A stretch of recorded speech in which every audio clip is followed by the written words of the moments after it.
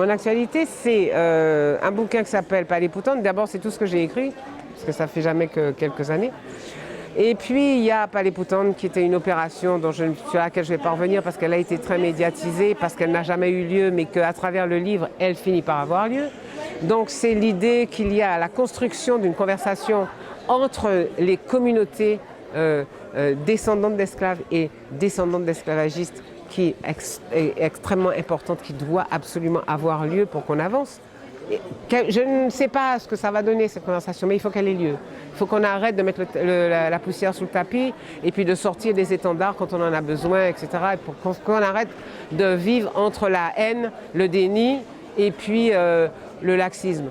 Il faut prendre les choses en main. Bon, ça c'est une chose, mais il ne faut pas que ce soit l'arbre qui cache la forêt.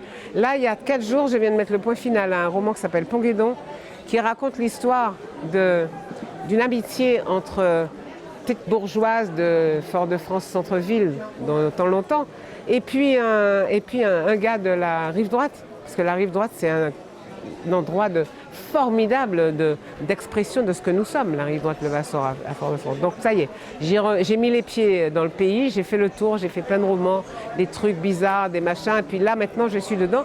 En même temps je prépare un polar, et il y a un polar, roman policier.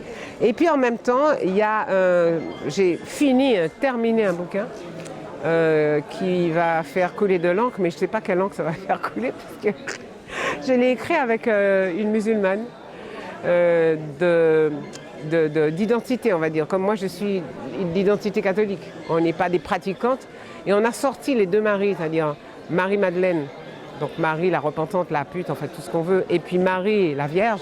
On les a sortis du tableau et on leur a demandé de parler.